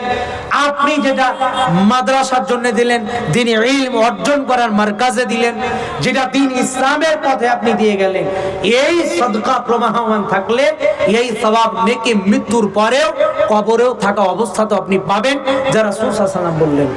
দুই নম্বরে যেটা বললেন, যে ইলম, যে জ্ঞান, আপনি কোরআন হাদিসের যে ইলম, যে জ্ঞান আপনি যতটুকু জেনেছেন, এই ইলম জ্ঞান অপর ব্যক্তির কাছে পৌঁছে দিবেন। একটা হাদিসের কথা বলি, এক্সাম্পল, উদাহরণ দিয়ে। আল্লাহ নবী সাল্লাল্লাহু আলাইহি সাল্লাম বললেন, আফজালু যিকর লা ইলাহা ইল্লাল্লাহ, সর্বোত্তম জিকির হচ্ছে লা ইলাহা ইল্লাল্লাহ। এটা আপনি মানুষকে শিক্ষা দিয়ে দেন যে উত্তম জিকির হচ্ছে লা ইলাহা ইল্লাল্লাহ। এই জিকিরটা তুমি করো, এটা রাসূল সাল্লাল্লাহু আলাইহি ওয়াসাল্লাম বলেছেন উত্তম জিকির। এই জিকির, এই ইলম, এই জ্ঞান আপনি যাকে শিক্ষা দিলেন, সে শিখলো, সে আমল করলো, ও আরেকজনকে শিখিয়ে দিল। এই যে ইলম জ্ঞান, শেখ যিনি আজকে সভাপতি আছেন, শেখ আমিরুল ইসলাম নাজবি হাফিজাহুল্লাহ, উনি যার কাছ থেকে শিখেছেন, যে উস্তাদের কাছে, আমি ওই উস্তাদের কাছে শিখলাম। আমি যাদেরকে শিক্ষা দিচ্ছি, আমার ছাত্ররা তারা যাদেরকে শিক্ষা দিচ্ছে, এই যে ধারা, এই যে চলতে থাকলো, হাজার হাজার স্টুডেন্ট ছাত্র, এই ধারা প্রবাহ থাকলো কবরেও থাকা পর্যন্ত, এই ইলম জ্ঞান দিয়ে দেওয়ার কারণেই রাসূল সাল্লাল্লাহু আলাইহি ওয়াসাল্লাম বলছেন, এই ইলম জ্ঞান দিয়ে দেওয়ার কারণে এই সওয়াব, এই নেকি তার কবরে পৌঁছাতে থাকবে। বলুন সুবহানাল্লাহ। আর নেক্সট সালে সন্তান, যে সন্তান মা বাবার জন্য দোয়া করবে। এখন আপনি দেখেন আপনার সন্তানকে কতটুকু আপনি তৈরি করেছেন। নেক্সট সালে আপনার সন্তান আপনার জন্য দোয়া করবে। নেক্সট সন্তান, এখন দেখেন আপনি বাপ নামাজ পড়ছেন একাই, আপনার পরিবারে আপনার ছেলে মেয়ে নামাজ পড়ে না। যদি নামাজ না পড়ে তাহলে তো আপনার জন্য দোয়া করছেন না, করবে? তাহলে দোয়া যদি না করে তাহলে এই সওয়াবের দরজা আপনার জন্য বন্ধ। তাহলে এই দোয়া পেতে থাকলে, এই সওয়াবটা পেতে থাকলে আপনার আমার উচিত হচ্ছে সন্তানকে নেক্সট সালে গড়ে তোলা, ঠিক কি না? এটা যারা করে যাচ্ছেন তাদের জন্য খুবই কল্যাণকর। আর যারা করে যাচ্ছেন না, আপনি তৈরি থাকে, আপনার জন্য কি অপেক্ষা করছে কবরে খালি যান। ফেরেশতা কি গতিতে ও ঠ্যাঙাবে আপনি মৃত্যুর পরে বুঝতে পারবেন, মাটির উপরে নয়। এই ইলম জ্ঞান অর্জন করলে এই বেনিফিট, এই ফায়দা আপনি পাবেন। এই এতটুকু কথা বলে এই ইলম জ্ঞান অর্জন করা আপনার আমার জন্য আবশ্যকতা, এই কথা আপনাকে বললাম। এবার চলুন সালাত প্রসঙ্গে আপনাকে কথা বলি। আল্লাহ রাব্বুল আলামিন মহাগ্রন্থ আল কোরআনুল কারীমে, টাইম কতটুকু? 10টা। এবার বলেন, মহাগ্রন্থ আল কোরআনুল কারীমে প্রথম থেকে শেষ পর্যন্ত স্টাডি অধ্যয়ন করলে আমরা সব চাইতে যে আমল, যে ইবাদতের বেশি কথা পাই, সেই ইবাদতটির নাম কি? সেটা হচ্ছে সালাত, সেটা হচ্ছে নামাজ। সেটা হচ্ছে সালাত, সেটা হচ্ছে নামাজ। এই নামাজের কথা আল্লাহ রাব্বুল আলামিন এত বেশি কেন বলেছেন, এটা আপনাকে আমাকে জানা দরকার আছে না? নেই, জানা দরকার আছে। কেন আপনাকে বলি, আপনি দেখেন আপনার আমার সোসাইটি, সমাজের দিকে লক্ষ্য করেন। সোসাইটি, সমাজের মধ্যে আপনি দেখতে পাবেন যে আপনার আমার সন্তান ছেলেরা আজকে তারা অসভ্য, বর্বর, অশ্লীলতার পথে তারা চলছে। এক সাইড দেখলাম এরা ধোঁকাবাজ, এরা চোর তৈরি হচ্ছে, ডাকাত তৈরি হচ্ছে, এরা ধোঁকাবাজ তৈরি হচ্ছে। এটা এক সাইডে রাখলাম, সালাত এক সাইডে। এবার বলেন, সালাত এমন একটি গুরুত্বপূর্ণ ইবাদত যে এই সালাতের মাধ্যমে এই সমস্ত টেন্ডার, ধোঁকাবাজি, এই অরাজকতা, রাহাজানি, বর্বরতা, অশ্লীলতা, কুকর্মকে দূর করা যায় সালাতের মাধ্যমে। আল্লাহ রাব্বুল আলামিন কোরআনুল কারীমের মধ্যে সুস্পষ্টভাবে তিনি বর্ণনা করেছেন। আল্লাহ রাব্বুল আলামিন বললেন, ওয়াকিমিস সালাত, তোমরা সালাতে কায়েম প্রতিষ্ঠিত করো। ইন্নাস সালাতা তানহা আনিল ফাহশাই ওয়াল মুনকার। আল্লাহ রাব্বুল আলামিন বললেন, নিশ্চয় সালাত অন্যায়, অশ্লীল, কুকর্ম থেকে মানুষকে ফিরিয়ে রাখে। এটি আল্লাহ রাব্বুল আলামিনের দাবি। তাহলে এই আয়াত দ্বারা সুস্পষ্টভাবে প্রমাণ হয় যারা সালাত আদায় করবে তাদের দ্বারাই কখনো অশ্লীলতা, কুকর্মের কাজ হতে পারে না। এটি আল্লাহ রাব্বুল আলামিনের দাবি।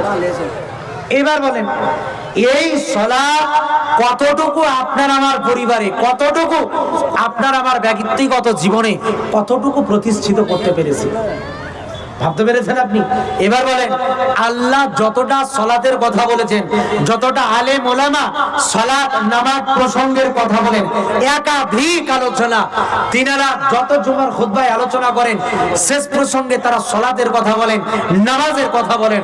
অথচ বলেন সোসাইটি, সমাজে নামাজি না বেনামাজি সংখ্যা বেশি? কোনটা? বেনামাজি সংখ্যাটা বেশি।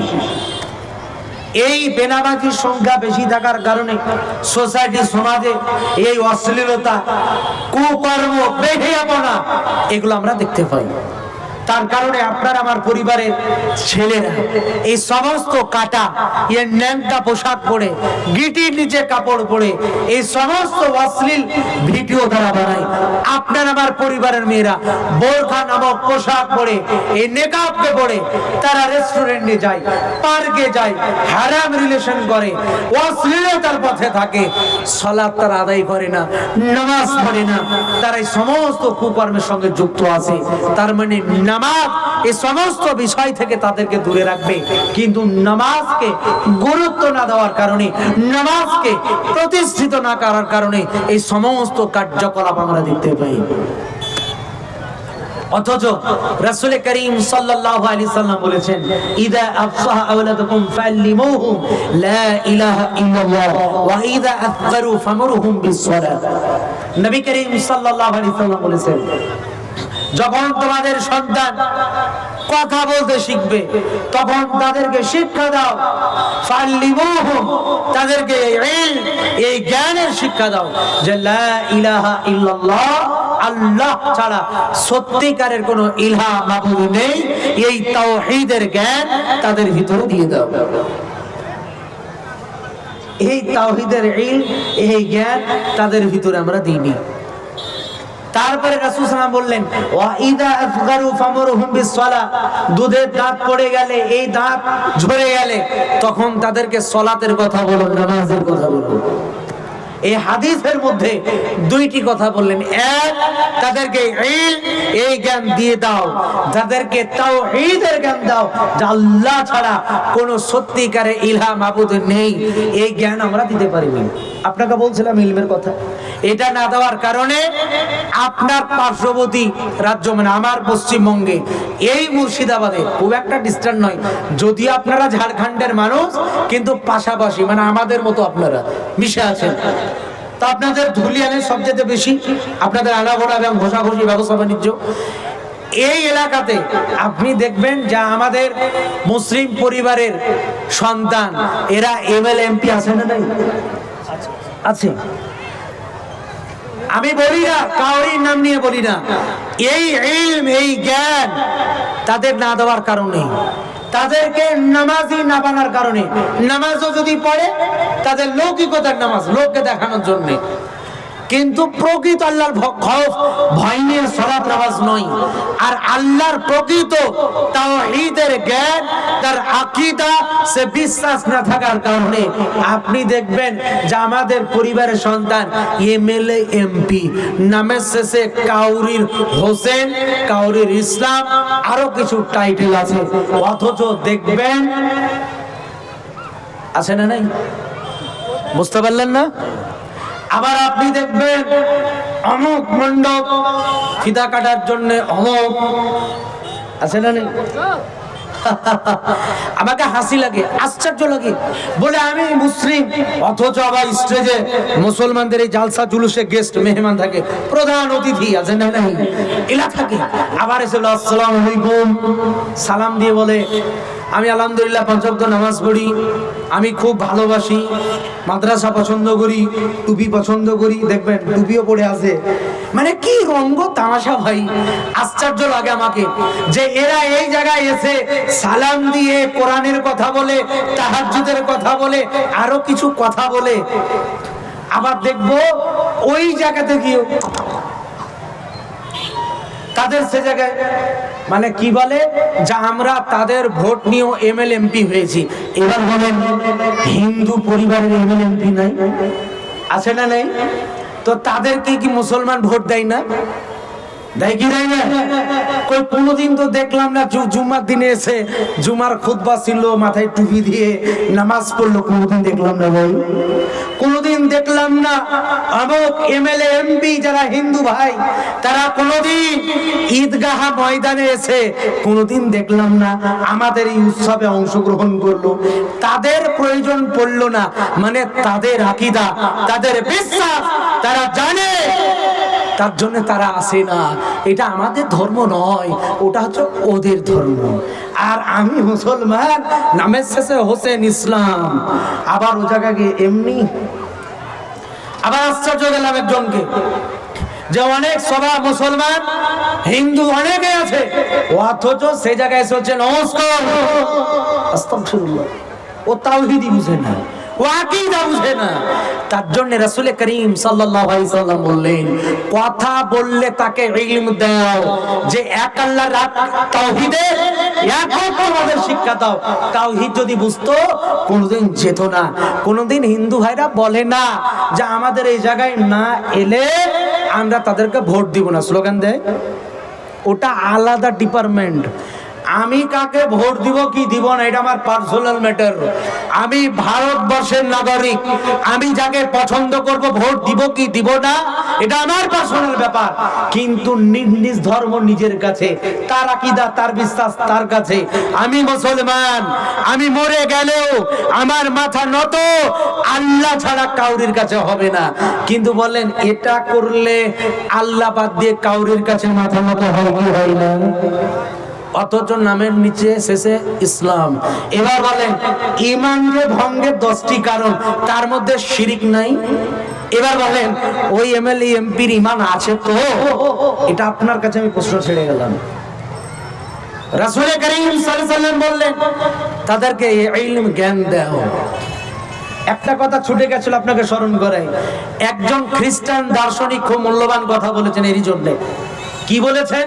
ওই যে আপনার আমার পরিবারের সন্তান, তাকে দিনই ইলম জ্ঞান না দেওয়ার কারণে ও ডাক্তার হয়েছে, প্রফেসর হয়েছে, ইঞ্জিনিয়ার হয়েছে, অথচ সে 2 নম্বরই ধোঁকাবাজি আর ওই টেন্ডারবাজি মিথ্যা ধোঁকার আশ্রয় নিয়ে মানুষদেরকে ডাক্তার মুসলমান হয়ে মানুষদেরকে ধোঁকা দিয়ে তাদের টাকাকে শোষণ করে, রোগীকে নিয়ে ব্যবসা করে। মুসলমান পরিবারের সন্তান আছে না নাই?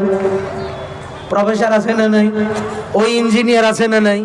ও রাজনৈতিক দলের নেতা আছে না নাই? মিথ্যার প্রতিশ্রুতি দিয়ে ভোট নেয়, জনসাধারণের লক্ষ লক্ষ কোটি কোটি টাকা আত্মসাৎ করে, আছে না নেই? কেন করে? খ্রিস্টান দার্শনিক খুব সুন্দর কথা বলেছেন যে if you teach your child 3 Rs, তুমি যদি তোমার সন্তানকে 4টি মূল্যবানের 3টি মূল্যবানের সঙ্গে, if you teach your child 3 Rs, 3টি মূল্যবানের সংখ্যা। একটা কথা বলেছেন রিডিং পড়া, রাইটিং লেখা এন্ড অ্যারিথমেটিক, পাটিগণিতের লেখা এন্ড লিভ আর রিলিজিয়ন। যদি 4 নম্বরে গিয়ে তাকে ধর্মীয় জ্ঞান রিলিজিয়ন যদি না দাও তাহলে ইউ উইল গেট ফিফতার রাসগালিটি। 5 নম্বরে গিয়ে তাকে দেবে অসভ্য বর্বর। আর সেটাই আমরা পাই। এই দিনই ইলম জ্ঞান না দেওয়ার কারণে ওই জায়গাতে এমনি এটাও সে জায়গায় টাকা দেয়। এই শিরকের জঘন্যতম পাপ, তারা গুনাহ করে, আবার নিজেদেরকে আহলে হাদিস দাবি করে। এবার আপনাকে বলি, রাসূল সাল্লাম বললেন দুধের দাঁত ঝরে গেলে সালাতের কথা বলো। আর একটা হাদিসে রাসূল সাল্লাম বলছেন মুরু আওলাদাকুম বিসসালাহ ওয়া হুম আবনাউ 7 সিনিন, তুমি তোমার সন্তানকে সালাত নামাজের কথা বলো 7 বছর বয়সে। কত বছর বয়সে বললেন? 7 বছর বয়সে। রাসূল সাল্লাম বললেন অদরিবুহুম আলাইহা ওয়া হুম আবনাউ 20 সিনিন, তাদেরকে বেদরাঘাত করো, মারো 10 বছর বয়সে। কয় বছর বয়সে বললেন? 10 বছর বয়সে। এবার বলেন 7 বছর বয়সে নামাজের কথা বলেছি, 10 বছর বয়সে পিটিয়ে নামাজের কথা বলেছি না। আপনার ছেলে 10 বছর বয়সের নামাজের কথা তো দূরের কথা, আপনার ছেলের বাবা হয়ে গেছে, এখন পর্যন্ত বলেননি, আছে না নেই? অথচ আপনি নামাজি, আপনার ছেলে আপনার মেয়ে এরা বেনামাজি অবস্থায় জীবন যাপন করে, আর আপনি ইনকাম করেন। আপনার ইনকামকৃত টাকা নিয়ে বাজার হয়, আর ওই বাজার নিয়ে রান্না করে আপনার স্ত্রী, আর ওই রান্নার খাবার খায় আপনার ছেলে আপনার মেয়ে। খায় কি খায় না? তার মানে আপনি খেতে দেন আপনি বেনামাজিকে, আপনার ছেলে আপনার মেয়েকে। এবার বলেন আপনাকে 7 বছর বয়সে কথা বলা হলে নামাজের কথা বলো, 10 বছর বয়সে বলা হলো নামাজের কথা বলো। আপনি না 7 বছরে বললেন না 10 বছরে বললেন, কিন্তু এটা আপনি ভালো করেন, যদি আপনার ছেলে স্কুল না যায়, প্রাইভেট না যায়, তার জন্যে বকা ঝকা দিয়ে মেরে টেনে হেঁচড়ে আপনি স্কুলে পাঠান, এমনটা আছে না নেই? আপনাদের এলাকায় একাডেমি নামক স্কুল আছে? আছে। আল্লাহ সিফাতি নাম দিয়ে দেখবেন, আল ফুরকান একাডেমি, আর রহমান একাডেমি, আছে না নেই? আছে। এই যে একাডেমি, এই একাডেমিতে ছোট ছোট বাচ্চা 4 বছর প্লাস, 5 বছর, 6 বছরের বাচ্চা, এদেরকে টেনে কোলে করে ফুসলিয়ে ওই স্কুলের গেটে জোর করে ঢুকে দেওয়া হয়। ঘুম থেকে উঠবে না, জোর করে উঠানো হয়। খাবার খাবে না, জোর করে খাওয়ানো হয়। খাবার ভরে দেওয়া হয়। তার এই শরীর থেকে তার ব্যাগ ভারী, ওই ব্যাগ নিয়ে তাকে স্কুলে পৌঁছে দেওয়া হয়। আছে না নাই? আপনি অস্বীকার করলে কি হবে? ওই প্রতিষ্ঠান আমিও চালাই, মানে আমি ভালো করে জানি। এই প্রতিষ্ঠানে যে বাচ্চাগুলো যায়, যে ঢুকানো হয়, এত কষ্ট করে আপনি যদি একাডেমিক নামক এই স্কুলে যদি ঢুকাতে পারেন, তাহলে আপনার বাচ্চাকে আদর্শবান গড়ে তোলার জন্যে, তার কাছ নেক্সট সালে সন্তান গড়ে তোলার জন্যে ওইভাবে ফুসলিয়ে কোলে নিয়ে তাকে আদর দিয়ে, আপনি এই ভালোবাসা দিয়ে মসজিদের গেটে নিয়ে যেতে পারবেন না? পারবেন না? নেই, আপনি করবেন না। আজান হচ্ছে, আপনিও নামাজ পড়েন না। আজানের গুরুত্ব আপনার কাছে নাই, সময়ের গুরুত্ব নাই। নামাজ আপনিও পড়েন না, আপনার ছেলে মেয়েও নামাজ পড়ে না। নামাজ কিভাবে পড়বে তার জন্য তাকে সেই তারবিয়ত দেওয়া, সেই শিষ্টাচার দেওয়া, সেই আদবি শিষ্টাচার দেওয়া, এটা আপনি দিলেন না। আপনার এটা নেই, যার জন্য আপনার ছেলে বেনামাজি, নামাজ পড়ে না। তার জন্য সোসাইটি, সমাজে এই সমস্ত জাহেলিয়াত, অজ্ঞতা, অসভ্যতা, বর্বরতা, অশ্লীলতা, নোংরামি দেখা যায়। আছে না নাই? এরই জন্য দেখা যায় যারা রাসূল আল্লাহ রাব্বুল আলামিন বললেন, সালাত যারা আদায় করবে, এই সালাত তাদেরকে অন্যায়, অশ্লীল, কুকর্ম থেকে ফিরে রাখবে। বলেন আল্লাহর কথা কি সত্য, মিথ্যা না সত্য? কোনটা সত্য? তা আল্লাহর কথা যদি সত্য হয়, তাহলে আমাদের জন্য এটা জরুরি নয় ছেলে মেয়েদেরকে নামাজি বানানো। যে কোনো মূল্যে তাদেরকে নামাজি বানাতে হবে। যা 7 বছরের নামাজের কথা রাসূল সাল্লাল্লাহু বললেন, 10 বছর বয়সে পিটিয়ে তাদেরকে নামাজের কথা রাসূল করিম সাল্লাল্লাহু আলাইহি ওয়াসাল্লাম তিনি বলেছেন। আশ্চর্যের বিষয়, এটা আমরা করতে পারলাম না, যার জন্য সমস্ত কিছু আমরা দেখতে পাই। আপনাকে আরো শেষে কয়েকটি কথা আমি বলে বক্তব্য আমি ইতি করব। এই নামাজি বানানোর জন্য আপনি সূরা লুকমান খোলেন, লুকমান হাকিম তার কলিজার টুকরা সন্তানকে কয়েকখানা উপদেশ দিয়েছিলেন। তার মধ্যে একটা উপদেশ ছিল, ইয়া বুনাইয়া, আমার কলিজার টুকরা সন্তান, তুমি নামাজ আদায় করো, নামাজ পড়ো। এই নির্দেশ দেননি? এবার বলেছিলেন যে তুমি সালাত আদায় করো, নামাজ পড়ো, এবং তুমি মানুষদেরকে ওয়ামুর বিল মারুফ ওয়া নাহি আনিল মুনকার, মানুষদেরকে সৎ পথে দিকে আহ্বান করো, অসৎ পথ থেকে এদেরকে ফিরিয়ে রাখো। নামাজের তালিম, নামাজের কথা বলেছিলেন। তুমি নিজে নামাজ পড়ে 1 নম্বর কথা। 2 নম্বর বললেন তুমি মানুষদেরকে সৎ পথের দিকে আহ্বান করো। আর 3 নম্বর বললেন অসৎ পথ থেকে মানুষদেরকে ফিরিয়ে রাখো।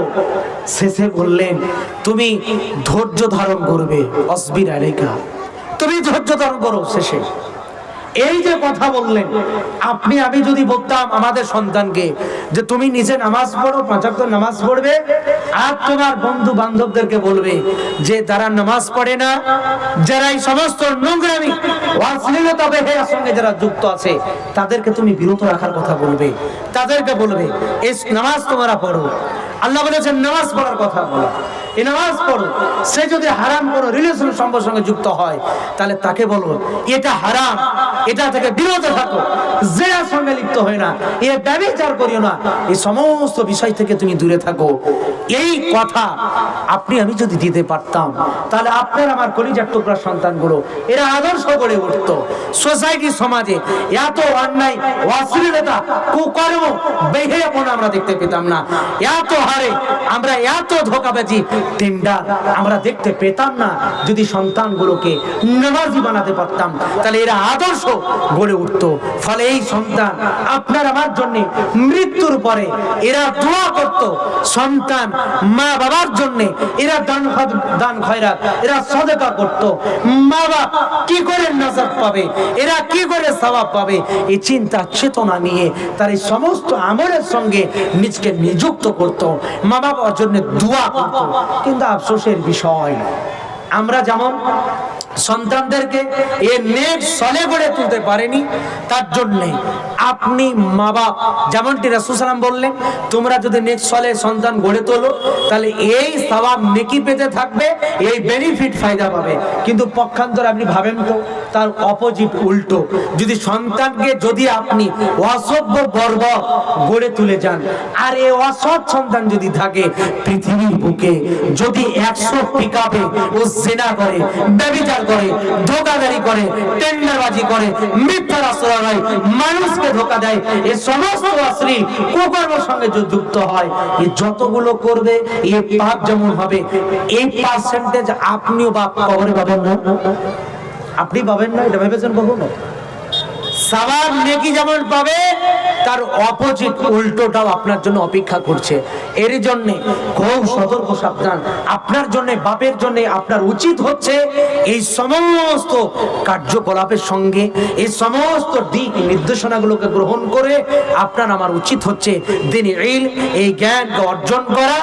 আর এই দ্বীনি ইলম অর্জন করে এই সালাত নিজে এবং পরিবারের মধ্যে প্রতিষ্ঠিত কায়েম করা যদি করতে পারি, তাহলে আমাদের সোসাইটি, সমাজ আদর্শ গড়ে তুলতে পারবো, সন্তানগুলোকে আদর্শ গড়ে তুলতে পারবো ইনশাআল্লাহ। আপনারা পারবেন তো? ইনশাআল্লাহ পারবেন তো? প্রথম কথা বলেছিলাম, এই ইখলাস, আন্তরিকতার সঙ্গে আপনাকে এই জলসা জুলুসে আসতে হবে, এক নম্বর কথা। দুই নম্বর বলেছিলাম, মনোযোগ দিয়ে কোরআন হাদিসের কথাগুলো শুনবেন, এর মধ্যে যেটা উত্তম আহসান সেগুলোকে গ্রহণ করবেন, আল্লাহ হেদায়েত দিবেন, আর তবে বুদ্ধিমান আপনারা হবেন, যেটা আল্লাহ রাব্বুল আলামিন বলেছেন। তারপরে আপনাকে বলেছিলাম, এই জায়গায় যে বক্তা বক্তব্য দিবেন, যাদেরকে স্টেজে নিয়ে আসবেন, তাদের আখলাক, তাদের চরিত্র দেখবেন। তার কারণ তাদের এই আখলাক চরিত্র দিয়ে, বক্তার বক্তব্য দিয়ে জাতি সমাজের পরিবর্তন হবে। যতই কোরআন হাদিসে দিয়ে যতই বলির ফোটাক না কেন, যতই ফাটিয়ে দেখ না কেন, বক্তা নিজেও হেদায়েত প্রাপ্ত নয়, শ্রোতাও হেদায়েত পাবে না। ওই যে দেখলেন না, এক বক্তা জিনা ব্যভিচার করার পর, এত কিছু করার পর তাকে আবার প্রধান বক্তা করা হয়, আবার বলা হয় একজন শাইখুল হাদিসের নামকে টেনে এনে তার নামের এক সাইডে লেখা হয় অমুক শাইখের কপি বা মিনি। আস্তাগফিরুল্লাহ। লজ্জা থাকা দরকার এই জাতি, যে বক্তা নিজেই হেদায়েত প্রাপ্ত নয়, নিজে জেনারা বিচার করে, আবার জাতিকে স্টেজে উঠে জাতিকে সতর্ক করে যে যুবক, তুমি জানো নারীর ফিতনা কি ফিতনা? তুমি বক্তা আগে নিজেকে ইসলাম সংশোধন করো, তারপর জাতিকে বলতে আসবে। তুমি তো নিজেই হেদায়েত পাওনি, তার জন্য তোমার বক্তব্য দিয়েও জাতি খুব একটা উপকৃত হয়নি। তার কারণ তুমি নিজে হারাম অশ্লীলতার কাজের সঙ্গে যুক্ত, তুমি যেটা করো সেটা জাতির সামনে বলো, তার জন্য জাতিও সংশোধন নেই আর তোমারও সংশোধন নেই, গতি এমনিতেই চলছে। আল্লাহ রাব্বুল আলামিনের কাছে দোয়া করি, আল্লাহ রাব্বুল আলামিন যেন আমাদের মতো বক্তাদেরকে সর্বপ্রথম হেদায়েত দান করেন, কোরআন হাদিসে সলিড ইলম জ্ঞান অর্জন করে জাতির সামনে বক্তব্য পেশ করার জন্য তৌফিক দেন, আল্লাহুম্মা আমিন। ইয়া আল্লাহ রাব্বুল আলামিন, যে সমস্ত অডিয়েন্স শ্রোতা আসবে, ইয়া আল্লাহ রাব্বুল আলামিন তাদের ইখলাস, আন্তরিকতার সঙ্গে এই সমস্ত জালসা জুলুসে এসে বসে কথাগুলোকে শুনে তাদের জীবনের পরিবর্তন করা তুমি তৌফিক দাও, আল্লাহুম্মা আমিন। ইয়া আল্লাহ রাব্বুল আলামিন, তুমি আমাদের সকলকে এই দ্বীনি ইলম অর্জন করার তুমি তৌফিক দাও, এবং তোমার খাওফ ভয় ভীতি নিয়ে রাসূল করিম সাল্লাল্লাহু আলাইহি সাল্লামের ইত্তেবা অনুকরণ করে জীবন যাপন করা তুমি তৌফিক দাও, আল্লাহুম্মা আমিন। ইয়া আল্লাহ রাব্বুল আলামিন, তুমি আমাদের যখন মৃত্যু দিবে, তুমি আমাদেরকে প্রকৃতপক্ষে মুমিন মুসলিম হয়ে তোমার সর্বশ্রেষ্ঠ কালিমা লা ইলাহা ইল্লাল্লাহ, এই কালিমাকে পাঠ করে মৃত্যুবরণ করা তুমি তৌফিক দাও, আল্লাহুম্মা আমিন। ওয়া আখিরু আলহামদুলিল্লাহি রাব্বিল আলামিন। আসসালামু আলাইকুম ওয়া রাহমাতুল্লাহি ওয়া বারাকাতুহু। ওয়া আলাইকুম